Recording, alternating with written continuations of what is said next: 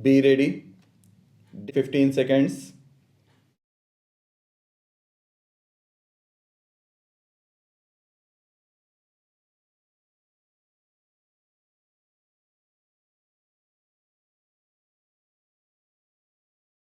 Sir, no governments, no party has any magic solutions to those problems, and those problems are going to be with us the problems of reviving economic growth, the problem of massive unemployment, the problem of resource mobilization, the problem of savings, investment, etc., the problem of energy, the problem of shortage of power, electrical, hydro, and other forms of power, not the political power, as there is no shortage of political power.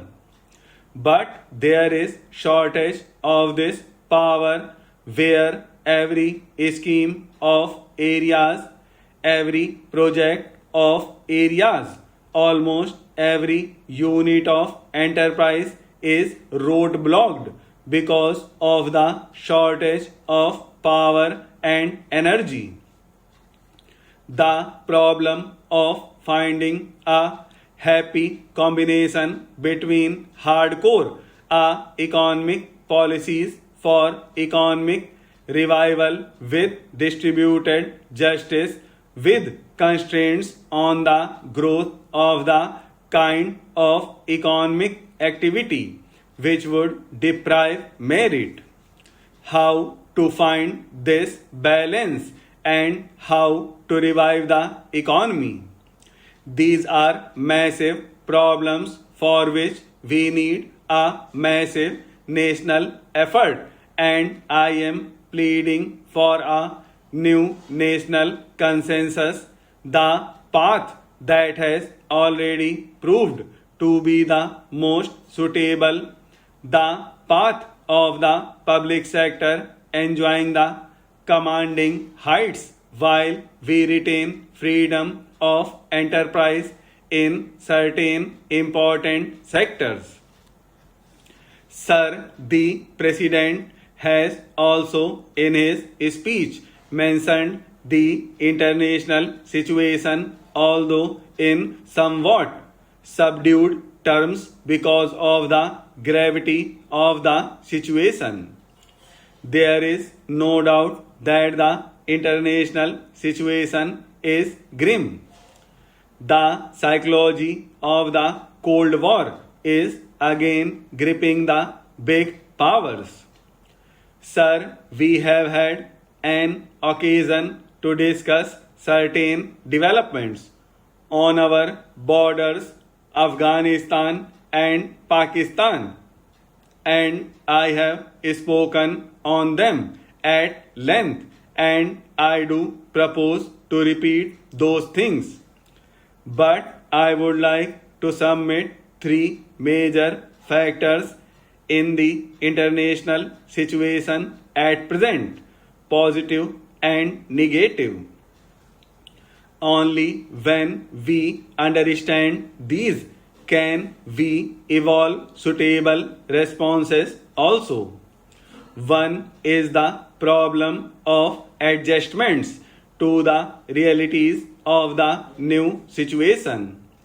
The new situation is that at one time we saw one power or one set of powers predominant, dominating the seas, dominating the pathways, and now another power, another set of powers have arisen with an equal measure of power.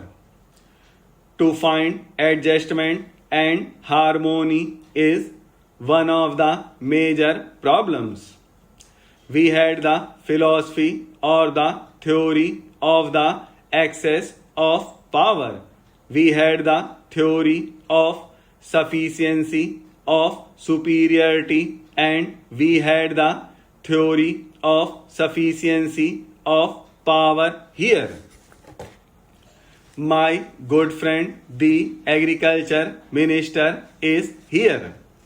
I do not know whether he is interested in the international problems, but I hope he will convey some of our ideas to those who are directly dealing with these. I would like to mention the second problem.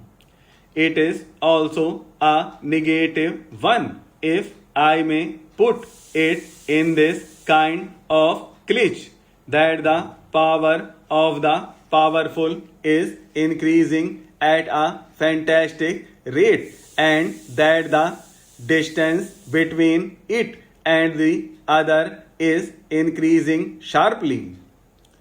We have seen the experience of the UNIDO conference, which is taking place these days.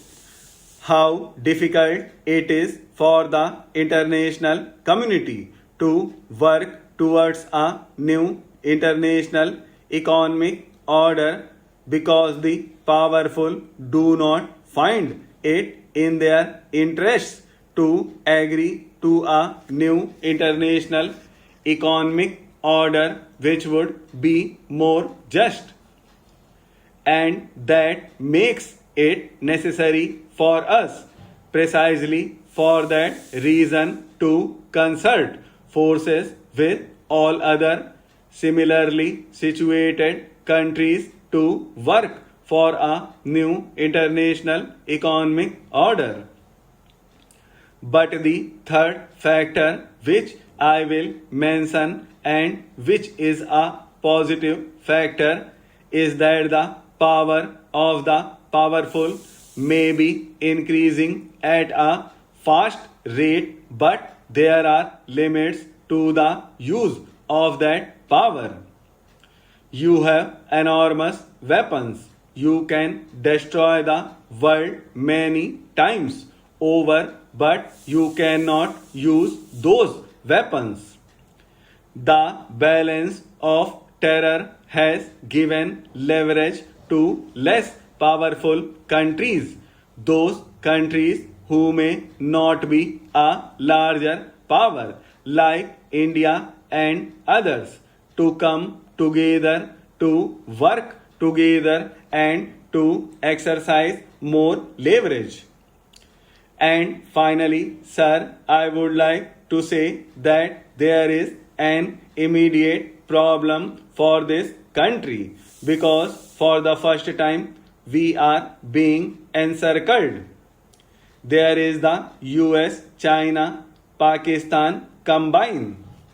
Whatever may be their calculations for the rest of the world, and I know that at least the United States is worried, is bothered, is concerned about the Gulf more than anything else, about the Middle East, about the oil, and so on and so forth.